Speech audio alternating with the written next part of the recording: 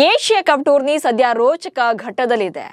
Group A ನಲ್ಲಿ ಭಾರತ ಮತ್ತು ಪಾಕಿಸ್ತಾನ ತಂಡಗಳು ಸೂಪರ್ 4 ಗೆ ಸೆಲೆಕ್ಟ್ ಆಗಿದ್ರೆ, ಗ್ರೂಪ್ ಬಿ ನಲ್ಲಿ ಶ್ರೀಲಂಕಾ ಮತ್ತು ಬಾಂಗ್ಲಾದೇಶ ತಂಡಗಳು ಕ್ವಾಲಿಫೈ ಆಗಿವೆ.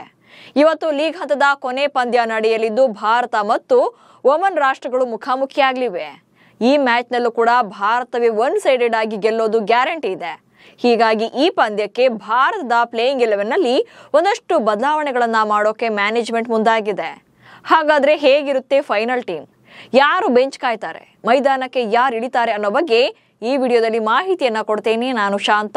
ನೀವು ಸುದ್ದಿಯಾನದ ಸಬ್ಸ್ಕ್ರೈಬರ್ ಆಗೋದಿಕ್ಕೆ ಮರಿಬೇಡಿ. ಭಾರತ ಮತ್ತು ಒಮನ್ ತಂಡಗಳ ನಡುವಿನ ಲೀಗ್ ಹಂತದ ಕೊನೆ ಪಂದ್ಯಕ್ಕೆ ಅಬುಧಾಬಿಯ ಶೇಖ್ ಜಾಯದ್ ಕ್ರೀಡಾಂಗಣ ಸಾಕ್ಷಿಯಾಗಲಿದೆ. ಗ್ರೂಪ್ ಎ ನಲ್ಲಿ ಯುಎಇ ಮತ್ತು ಪಾಕಿಸ್ತಾನವನ್ನ ಸೋಲಿಸಿ ಭಾರತ ನಂಬರ್ 1 ಪ್ಲೇಸ್ ನಲ್ಲಿದೆ. ಇನ್ನು ಒಮನ್ ತಂಡ ಆಡಿರುವಂತ 2 ಪಂದ್ಯಗಳನ್ನು ಸೋತು ಆಲ್ರೆಡಿ ಕೊನೆ ಸ್ಥಾನದ ಮೂಲಕ ಟೂರ್ನಿಯಿಂದ ಹೊರಬಿದ್ದಿದೆ. ಈ ಪಂದ್ಯ ಭಾರತದ ಪಾಲಿಗೆ ಜಸ್ಟ್ ಫಾರ್ಮಾಲಿಟೀಸ್ಗೋಸ್ಕರ ಆಡೋದ್ರಿಂದ ಪ್ಲೇಯಿಂಗ್ 11 ನಲ್ಲಿ ಕೆಲ ಬದಲಾವಣೆಗಳನ್ನ ಮಾಡೋಕೆ ಬಿಸಿಸಿಐ ಚಿಂತನೆ ನಡೆಸಿದೆ. ಬುಮ್ರಾ, ಪಾಂಡ್ಯ ಮತ್ತು ಸಂಜುಗೆ ರೆಸ್ಟ್. ಇನ್ನು ಏಷ್ಯಾ ಕಪ್ ನಲ್ಲಿ 2 ಪಂದ್ಯಗಳಲ್ಲಿ ಭಾರತದ ಪ್ಲೇಯಿಂಗ್ 11 ನಲ್ಲಿ ಯಾವುದೇ ಬದಲಾವಣೆಗಳನ್ನ ಮಾಡಿರಲಿಲ್ಲ.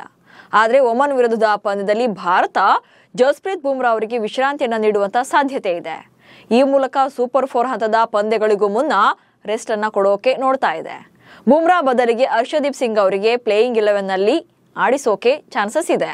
ಹಾಗೆ ಹಾರ್ದಿಕ್ ಪಾಂಡ್ಯ ಅವರಿಗೂ ಕೂಡ ವಿಶ್ರಾಂತಿಯನ್ನ ನೀಡಬಹುದು. ಪಾಂಡ್ಯ ಇಲ್ಲಿವರೆಗೂ ಕೂಡ ಬ್ಯಾಟಿಂಗ್ ಮಾಡೋಕೆ ಅವಕಾಶ ಸಿಕ್ಕಿಲ್ಲ. ಹಾಗೆ 2 ಪಂದ್ಯಗಳಲ್ಲೂ ಕೂಡ 2ನೇ ವೇಗಿಯಾಗಿ ಆಡಿದ್ದಾರೆ. ಭಾರತ ಅವರಿಗೆ ವಿಶ್ರಾಂತಿಯನ್ನ ನೀಡಿ ಹರ್ಷಿತ್ ರಾಣಾ ಅವರಿಗೆ ಟೂರ್ನಿಯ ಮೊದಲ ಪಂದ್ಯವನ್ನು ಆಡೋಕೆ ಅವಕಾಶವನ್ನ ಕೊಡಬಹುದು. ಮತ್ತೊಂದು ಕಡೆ ಸಂಜು ಸ್ಯಾಮ್ಸನ್ ಇಲ್ಲಿಯವರೆಗೆ ಬ್ಯಾಟಿಂಗ್ ಮಾಡೋಕೆ ಅವಕಾಶ ಸಿಕ್ಕಿಲ್ಲ. ಆದ್ರೆ 2 ಪಂದ್ಯಗಳಲ್ಲೂ ಕೂಡ ವಿಕೆಟ್ ಕೀಪಿಂಗ್ ಮಾಡಿದ್ದಾರೆ.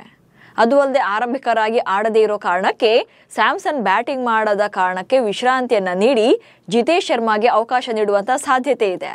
ಹೀಗೆ 3 ಬದಲಾವಣೆಗಳನ್ನ ಬಿಟ್ರೆ ಉಳಿದವರೇ ಒಮನ್ ವಿರುದ್ಧದ ಪಂದ್ಯದಲ್ಲೂ ಕೂಡ ಕಾಣಿಸಿಕೊಳ್ತಾರೆ. ಇನ್ನು ಉಳಿದಂತೆ ಅಭಿಷೇಕ್ ಶರ್ಮಾ ಮತ್ತು ಶುಭ್ಮನ್ ಗಿಲ್ ಭಾರತದ ಪರ ಇನ್ನಿಂಗ್ಸ್ ಅನ್ನ ಆರಂಭ ಮಾಡ್ತಾರೆ. ಇದರಲ್ಲಿ ಯಾವುದೇ ಬದಲಾವಣೆ ಇರೋದಿಲ್ಲ. ಟಾಸ್ ಗೆದ್ರೆ ಬ್ಯಾಟಿಂಗ್ ಆಯ್ಕೆ ಮಾಡಿಕೊಳ್ಳುತ್ತಾ ಭಾರತ. ಇನ್ನು ಒಮನ್ ವಿರುದ್ಧದ ಪಂದ್ಯದಲ್ಲಿ ಭಾರತ ಟಾಸ್ ಗೆದ್ರೆ ಬಹುಶಃ ಮೊದಲು ಬ್ಯಾಟಿಂಗ್ ಅನ್ನ ಆಯ್ಕೆ ಮಾಡಿಕೊಳ್ಳುವಂತ ಸಾಧ್ಯತೆ ಇದೆ. ಯಾಕಂದ್ರೆ ಕಳೆದ 2 ಪಂದ್ಯಗಳಲ್ಲೂ ಕೂಡ ಚೇಸಿಂಗ್ ಮಾಡಿರೋದ್ರಿಂದ ಎಲ್ಲಾ ಬ್ಯಾಟರ್ಗಳಿಗೂ ಕೂಡ ಬ್ಯಾಟ್ ಬೀಸೋಕೆ ಅವಕಾಶ ಸಿಕ್ಕಿಲ್ಲ. ಸೊ 20 ಓವರ್ಗಳು ಮುಗಿಯೋ ಮುನ್ನವೇ ಮ್ಯಾಚ್ ಅನ್ನ ಫಿನಿಶ್ ಮಾಡಿದ್ದಾರೆ 2 ಪಂದ್ಯಗಳಲ್ಲೂ ಕೂಡ. ಯುಎಇ ವಿರುದ್ಧದ ಮ್ಯಾಚ್ ಅಲ್ಲಿ 58 ರನ್ಗಳ ಟಾರ್ಗೆಟ್ ನ ಬೆನ್ನತ್ತಿದಂತ ಭಾರತ ತಂಡ ಅಭಿಷೇಕ್ ಶರ್ಮಾ, ಶುಭ್ಮನ್ ಗಿಲ್ ಮತ್ತು ಸೂರ್ಯಕುಮಾರ್ ಯಾದವ್ ಮೂವರೇ ಆ ಮ್ಯಾಚ್ ಅನ್ನ ಮುಗಿಸಿದ್ರು. ಇವರೇ ಟಾರ್ಗೆಟ್ ಅನ್ನ ರೀಚ್ ಆಗಿದ್ರು. ಹಾಗೆ ಪಾಕಿಸ್ತಾನದ ವಿರುದ್ಧದ ಪಂದ್ಯದಲ್ಲೂ ಕೂಡ ಇದೇ ಆಗಿತ್ತು. ಪಾಕಿಸ್ತಾನ ನೀಡಿದಂತ 128 ರನ್ಗಳ ಟಾರ್ಗೆಟ್ ನ ಟಾಪ್ 5 ಬ್ಯಾಟರ್ಗಳೇ ಕಂಪ್ಲೀಟ್ ಮಾಡಿದ್ರು 3 ವಿಕೆಟ್ಗಳ ನಷ್ಟಕ್ಕೆ. ಹೀಗಾಗಿ ಮಿಡಲ್ ಆರ್ಡರ್ ಬ್ಯಾಟರ್ಗಳಿಗೆ ಬ್ಯಾಟಿಂಗ್ ಅನ್ನ ಮಾಡೋಕೆ ಅವಕಾಶ ಸಿಕ್ಕಿಲ್ಲ. ಹಾಗೇನಾದ್ರೂ ಈ ಪಂದ್ಯದಲ್ಲೂ ಕೂಡ ಒಮನ್ ತಂಡ ಫಸ್ಟ್ ಬ್ಯಾಟಿಂಗ್ ಮಾಡಿದ್ರೆ ಪಂದ್ಯ ಬೇಗನೆ ಮುಗಿಯುತ್ತೆ. ಸೊ ಎಲ್ಲ ಬ್ಯಾಟರ್ಗಳಿಗೂ ಕೂಡ ಅವಕಾಶ ಸಿಗೋದಿಲ್ಲ ಬ್ಯಾಟ್ ಮಾಡೋಕೆ. ಹೀಗಾಗಿ ಭಾರತ ಏನಾದ್ರೂ ಟಾಸ್ ಅನ್ನ ಗೆದ್ರೆ ಎಲ್ಲಾ ಬ್ಯಾಟರ್ಗೂ ಕೂಡ ಒಂದೊಂದು ಚಾನ್ಸ್ ಸಿಗ್ಲಿ ಅನ್ನೋ ಕಾರಣಕ್ಕೆ ಬಹುಶಃ ಬ್ಯಾಟಿಂಗ್ ಅನ್ನ ಆಯ್ಕೆ ಮಾಡಿಕೊಳ್ಳುವಂತ ಸಾಧ್ಯತೆ ಇದೆ. ಬ್ಯಾಟಿಂಗ್ ಮತ್ತು ಬೌಲಿಂಗ್ ಎರಡರಲ್ಲೂ ವೀಕ್ ಒಮನ್. ಇನ್ನು ಜತೀಂದರ್ ಸಿಂಗ್ ನಾಯಕತ್ವದ ಒಮನ್ ತಂಡ ಟೂರ್ನಿಯಲ್ಲಿ ಫ್ಲಾಪ್ ಟೀಮ್ ಆಗಿದೆ. ಒಮನ್ ತಂಡ ಆಡಿರುವಂತಹ ಕಳೆದ 2 ಪಂದ್ಯಗಳಲ್ಲೂ ಕೂಡ ಸೋಲನ್ನ ಕಂಡಿದೆ. ಒಂದರಲ್ಲಿ 67 ರನ್ಗಳನ್ನ ಕಲೆ ಹಾಕಿದ್ರೆ ಮತ್ತೊಂದು ಪಂದ್ಯದಲ್ಲಿ 130 ರನ್ಗಳನ್ನ ಕಲೆ ಹಾಕಿತ್ತು. ಅದು ಅಲ್ಲದೆ ಒಮನ್ ತಂಡದ ಯಾವ ಬ್ಯಾಟರ್ ಕೂಡ ಟೂರ್ನಿಯಲ್ಲಿ 30 ರನ್ಗಳಿಗಿಂತ ಹೆಚ್ಚಿನ ವೈಯಕ್ತಿಕ ಸ್ಕೋರ್ ಅನ್ನ ದಾಖಲು ಮಾಡೇ ಇಲ್ಲ. ಪಾಕ್ ವಿರುದ್ಧದ ಪಂದ್ಯದಲ್ಲಿ ಅಹ್ಮದ್ ಮಿರ್ಜಾ 27 ರನ್ ಗಳಿಸಿದ್ರೆ ಆರ್ಯನ್ ಬಿಶ್ ಅವರು ಯುಎಇ ವಿರುದ್ಧ 24 ರನ್ಗಳನ್ನ ಕಲೆ ಹಾಕಿದ್ರು.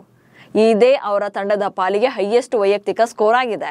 ಹೀಗಿರುವಾಗ ಭಾರತದ ಬೌಲರ್ಗಳ ಮುಂದೆ ಇವರು ಪೆವಿಲಿಯನ್ ಪರೇಡ್ ನಡೆಸೋದು ಗ್ಯಾರಂಟಿ ಇದೆ. ಹೀಗಾಗಿ ಅಕಸ್ಮಾತ್ ಏನಾದ್ರೂ ಒಮನ್ ತಂಡ ಫಸ್ಟ್ ಬ್ಯಾಟಿಂಗ್ ಅನ್ನ ಮಾಡಿದ್ರೆ ಪಂದ್ಯ ಬೇಗನೆ ಮುಗಿಯಲಿದೆ.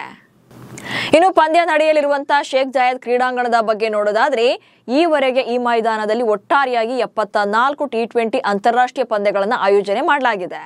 ಈ ಪೈಕಿ ಮೊದಲು ಬ್ಯಾಟಿಂಗ್ ಮಾಡಿದಂತ ತಂಡ 37 ಬಾರಿ ಗೆದ್ರೆ ಚೇಸ್ ಮಾಡಿದಂತ ತಂಡ 42 ಸಲ ವಿನ್ ಆಗಿದೆ. ಸೊ ಇಲ್ಲಿ ಆಲ್ಮೋಸ್ಟ್ ಚೇಸಿಂಗ್ ಮಾಡಿದಂತ ತಂಡಕ್ಕೆ ವಿಕ್ಟರಿ ಜಾಸ್ತಿ ಸಿಗ್ತಾ ಇದೆ. ಇನ್ನು ಭಾರತ ತಂಡ ಈ ಮೈದಾನದಲ್ಲಿ ಕೇವಲ 1 ಪಂದ್ಯವನ್ನ ಮಾತ್ರ ಆಡಿದೆ. ಆ ಮ್ಯಾಚ್ ಅಲ್ಲಿ ಗೆದ್ದಿದೆ. ಹಾಗೆ ಇವತ್ತಿನ ಪಂದ್ಯದಲ್ಲೂ ಕೂಡ ಗೆಲುವನ್ನ ಸಾಧಿಸೋದು ಪಕ್ಕಾ ಇದೆ.